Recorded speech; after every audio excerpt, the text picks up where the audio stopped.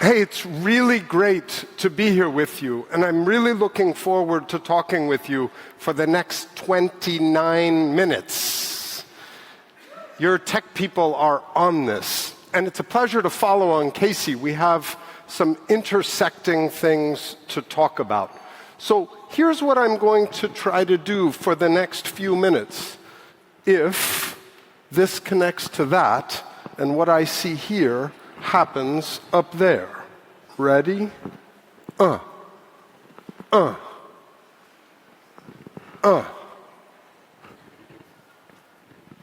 Watch. Here, I see all kinds of good things. There, though. There we go. Beautiful. Thank you in the back. We appreciate that. 3 things for you in the next 28 minutes now. First, I want to talk about a wicked problem. And I feel from having heard a number of the talks here already today that a lot of you are going to understand this problem. I'm going to suggest we give it a new name, human fracking. I'm going to talk a little bit about fracking human beings.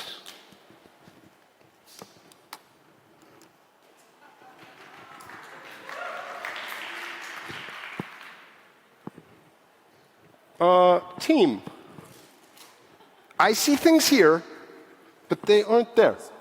Okay. Next slide.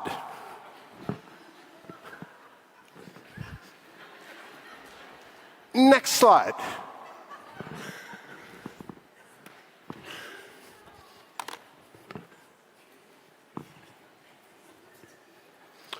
Watch this. We'll see if they catch up with me, okay? Problem number 1, human fracking. I want to talk with you about what I think of as a meaningful solution to that problem, and it is attention activism, a movement of collective resistance against the dynamics of human fracking. And then I want to talk with you about a future in which we can, as a community, as a collective, and in solidarity, meaningfully effect an attention liberation movement. And I'm going to give you a name for that, Attensity. Okay? So I'm going to give the folks in the back one more chance to see if they can go to their version of the deck and run it from the back. What do you say? Can we? Good. Next.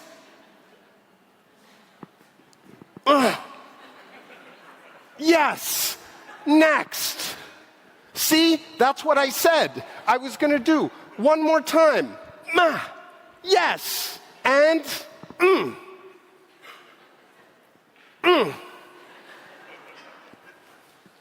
yes. And again, thank you. Thank you in the back. Thank you. Thank you. This one you think, I believe. What? Okay, the politics of attention liberation, and beautiful, thank you. Okay, we are cruising, here we go. Human fracking. I bet you all have heard of petroleum fracking. My German is not so good, and I just got off a plane from New York about 2 hours ago, so let's just check. Fracking for oil and natural gas. This is a new technique, relatively recent, for getting hydrocarbons out of the deep earth. In the old days, you could just sort of drill a hole, and there were these like pimples, these zits of oil right under the surface, and you would poke it, and it would go whoosh, like this up. There are no more of these, correct? These are gone.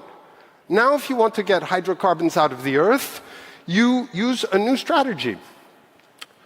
The deep tectonic layers that store widely distributed, lower-grade crude can be accessed by pumping into the earth high-volume, high-pressure detergent, which dissolves those resources, forces them to the surface. You then do the separation at the surface, and you get your natural gas or your petroleum. This process has some very unfortunate effects, which I suspect many of you are aware of. It produces micro-destabilization in the tectonic structure of the Earth, earthquakes, and the toxins that are the result of the separation of the detergent from the crude, very bad for groundwater and all living things on the surface.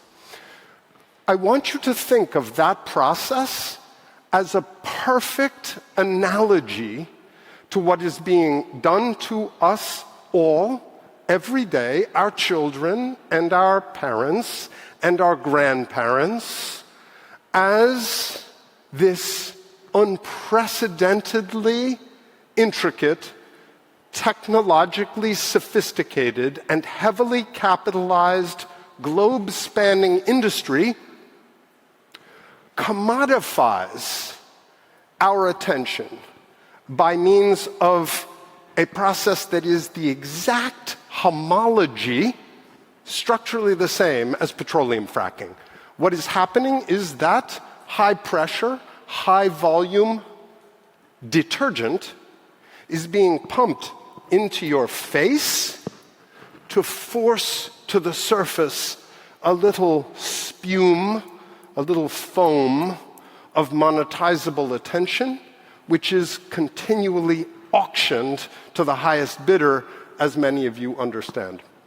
And I think I will be talking about something that everyone here is already familiar with when I say that current market capitalization makes really the 5 largest publicly traded corporations all have a meaningful stake in precisely this industry. And we see, we feel, we are aware of the effects. This is a historically unprecedented phenomenon, and it is compromising the conditions of human flourishing as we experience our individuality, as we operate in community, and as we attempt to operate as political collectives. So this op-ed that I ran with a couple of collaborators now almost 2 years ago, I love the little graphic. The graphic sort of suggests where I'm going on the story, right? The magnet to attract eyeballs, and the only way we are going to be able to resist this dynamic is if we ourselves are able to achieve some new forms of collective solidarity. Let me tell you just a little bit about me. I am a professor by trade. I teach at Princeton. My field is the history and philosophy of science and technology. So I'm not going to be talking today about my actual academic research that much, but I grabbed a few slides because I have been working for the last decade on a book on the laboratory study of human attention between 1880 and about 1980. Meaning, it's a bunch of sort of archival work about the way psychologists, experts in operations research, and Cold War biophysicians sliced and diced human attention en route to its being priced in the marketplace, which is what we experience now. This dystopian image is an early eye-tracking camera from the 1930s, the Brandt eye camera. And it was developed, no computers, no lasers. This is a mechanical device for keeping track of where human eyes are foveating, focusing. And this is an early beta build of the attention economy. This camera was developed at a major university in the United States, substantially funded by Look magazine, one of the major publishing and media empires of the 1930s. 1930s, that early. Here's another image of it in use, being used to quantify the value of advertisements in newspapers in 1934, if you can believe it. The other line of this work that I deal with in detail in my academic stuff is the Cold War research. Who was paying to study human attention in the 20th century? Human attention quantified, rendered discrete and measurable, is tracking and triggering, and stimulus response. Who cared about that? Buddhist monks? No. The people who cared about that were the people who were trying to shoot down airplanes and monitor radar screens.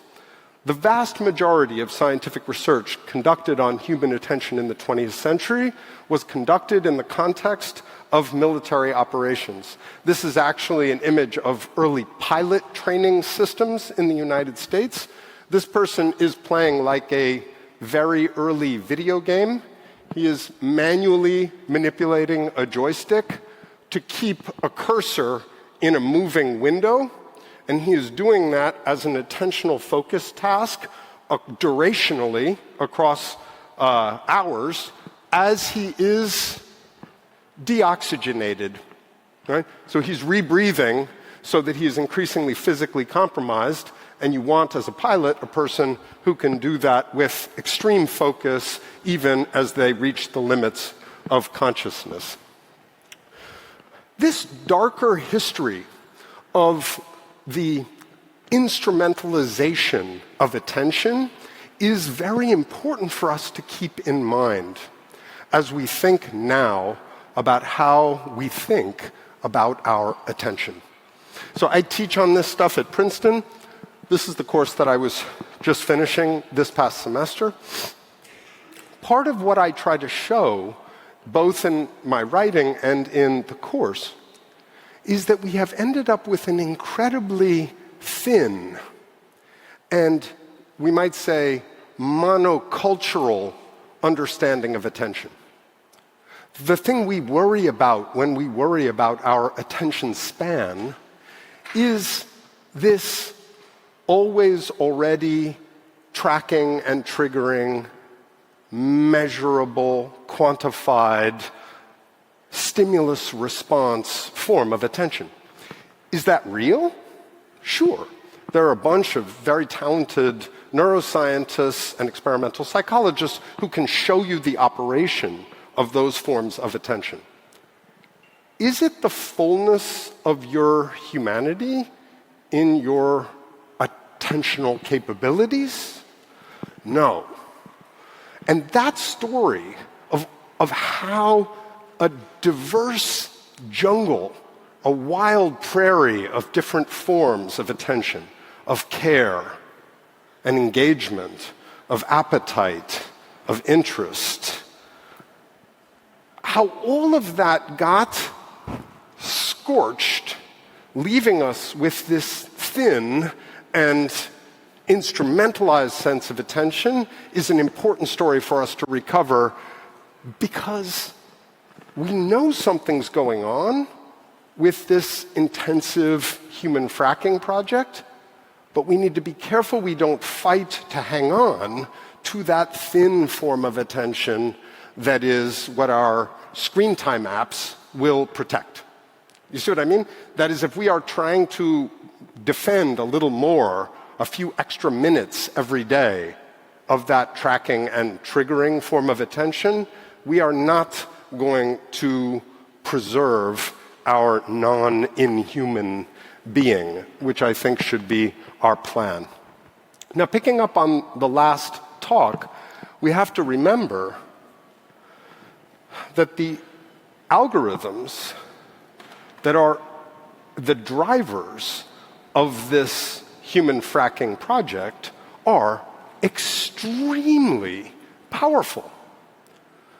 The same AI that will beat you and everyone else who's human on the planet at Go, these are the same algorithmic systems that are continuously scrutinizing our collective data in order to beat us again and again with respect to a very simple problem: getting us to look over here for an additional tenth of a second, hundredth of a second.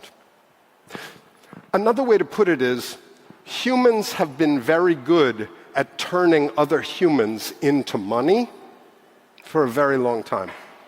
We've been willing to do a lot of damage to each other in that project. We now have systems that are basically smarter than us at just about everything, and whether they go rogue and become conscious and independent or not, the people who have developed them are using them to turn humans into money. And there's every reason to think that those machines, which are so good at doing things better than we are at just about everything, are going to be better than we are at turning humans into money. And that is an extremely frightening prospect.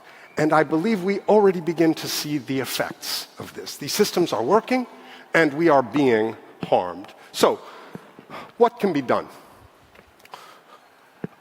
My colleagues and I, over the last, depends on how you count, 10, 8 years, have been increasingly working quite collaboratively and quite widely to begin to give voice, as others have before us, we didn't invent this notion, to the need for collective action here. This problem cannot be met by you trying not to go down like a TikTok hole.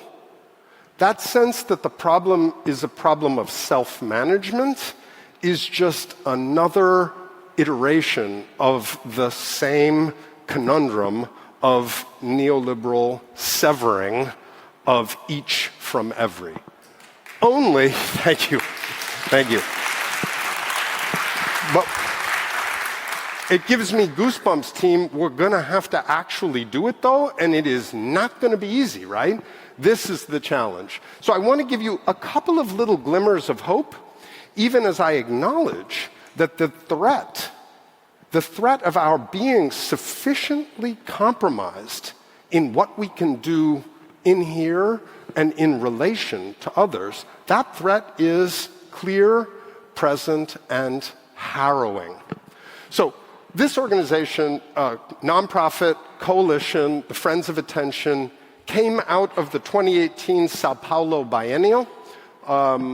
A number of the folks, probably the first 40 or 50 people in the group, were involved in the arts in one way or another. The 2018 Sao Paulo Biennial in Brazil was themed around attention, and it took place about 10 days after Jair Bolsonaro took office.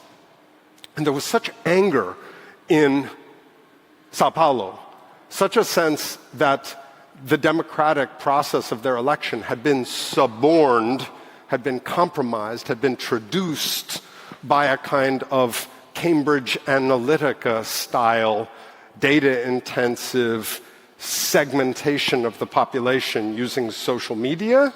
And there was a sense that these questions of attention, which are partially aesthetic always, and that's why a bunch of artists were thinking about attention, had to be made more definitively political. And the work that has come out of the Friends is work I would encourage you to check out, because I believe in that work very strongly. I am not the head of the Friends of Attention. It has no head. It has existed now for 6 years as a kind of acephalous collective with people in probably 15 or 16 countries. The group came together and wrote and drafted these 12 theses on attention, which have been translated into about 9 or 10 languages. I'm going to throw up a QR code for anybody who wants to check them out. They are a kind of, they're a little like a manifesto. They're a little poetic. If you read them, you're like, we can't have a revolution on this. It's a little too visionary, but I think that they're very powerful, and I sort of love them. And there's other stuff that's come out around this that is a little more tractable. This was a piece of peer-reviewed scholarship that a group of us did that is on the idea of creating sanctuary spaces for the protection of collective attention. But the most important thing that the Friends have done is create an actual bricks and mortar school in Brooklyn. And this is also a nonprofit thing. It is a labor of love by probably, at this point, 35 or 40 people. I am like the grandpa in the group. Everybody is much younger than I am. This school is centered on attention activism. It does free workshops. It runs classes that are focused on everything from poetry to filmmaking, but with an explicit attention to attention at every turn. And we also do a set of sort of situationist-like street pedagogy projects called sidewalk studies. So at this time, we have probably 7 or 8 collaborators in different countries who want to kind of create versions of this school in different places. We have not done that yet. But any of you who are in New York and want to check it out, we're in Dumbo. And there are a few online classes, which it's mostly IRL, but there's a little bit of the stuff that is online.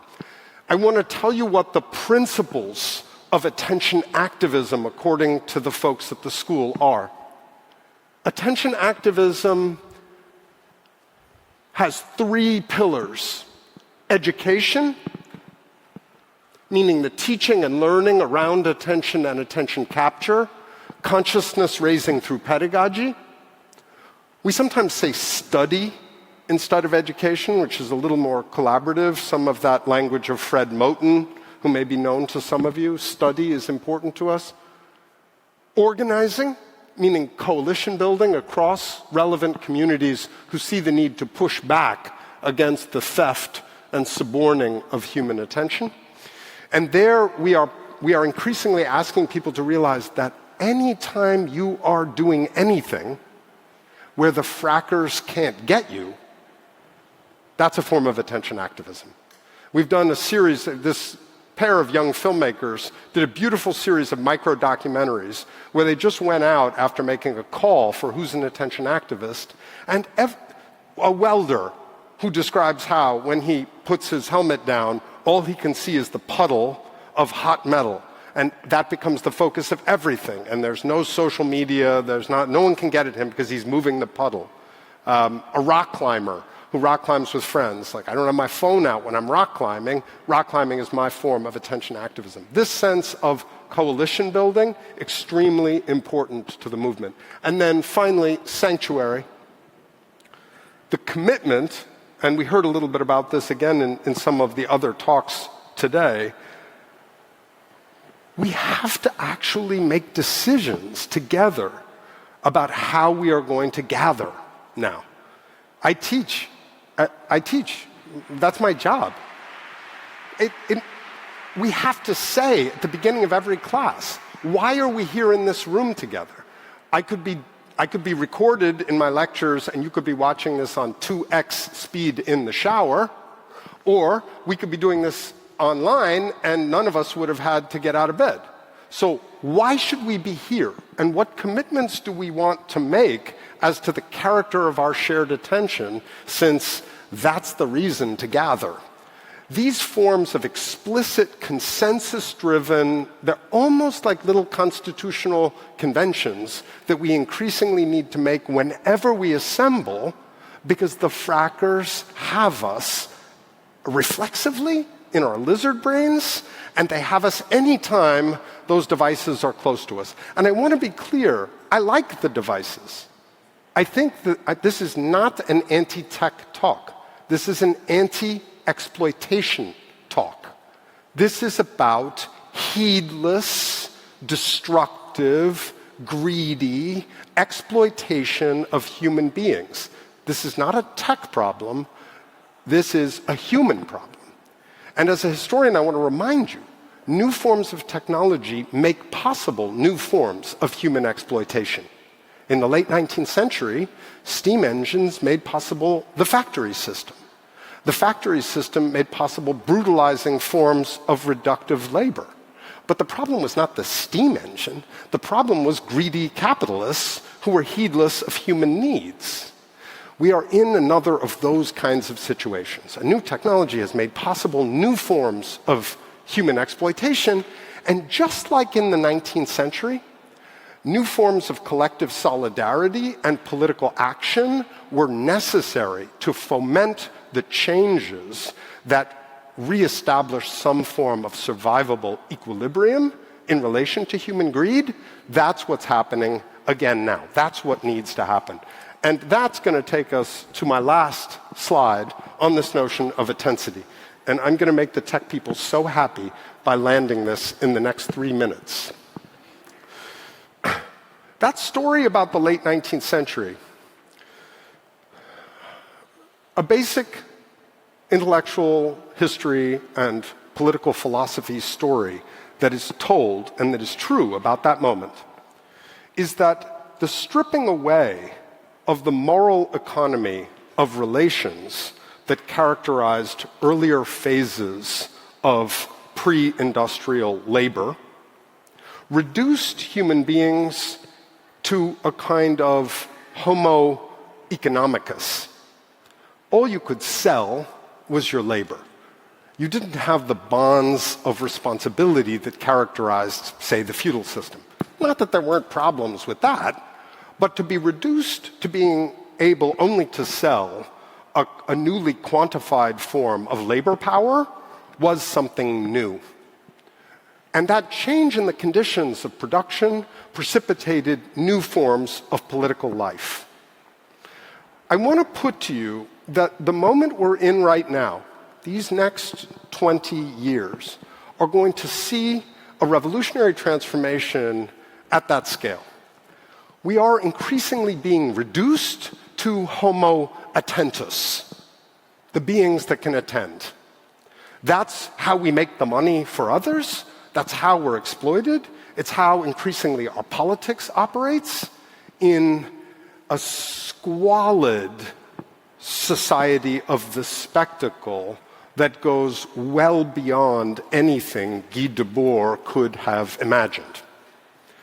And I put to you that our collective emergent recognition that we are newly powerful through this dialectical acknowledgement of our reduction to attention value is the precise parallel to the new forms of collective power that emerged in the late 19th century as laborers realized that, yes, they had been reduced to homo economicus, but work stoppages were actually a stranglehold on capital in a new way.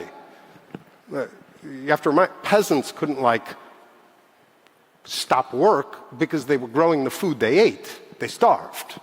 But the production of labor systems that were a sale point for labor and naked labor made possible new forms of collective political action. I put to you that this term, I throw it out there for you, wants to be a kind of rallying cry as we move forward, thinking this form of large-scale political change. We are going to see change concerning how we as people think about our attention, both in relation to self-care and care of others, and in relation to its political potency. I would analogize this term, and this will be the thought I'll leave you with, to the term ecology. And as a historian of science, I love this. The term ecology, which became the battle cry for the environmental movement in the 1960s, was, before that, basically a technical term about trophic dynamics in predator-prey relations. When kids started wearing shirts that said, ecology now, biologists were like, what? What is that? It's like, ecology is just trophic energy patterns in complex systems. How can you be for it or against it? It makes no sense. But people gathered behind that term to say, we need a different relationship to the environment and to the care of the environment. Under this notion of attensity, which is also an old science word. It was a term that was used by psychologists in the early 20th century to try to talk about attention. I'd like us to gather to push back in a kind of genuine attention liberation movement that will transform our ability to operate democratically and with equity in the context of a system that wants and is willing to harm us for money. So that's my hope for you. Thank you for listening. I really appreciate it.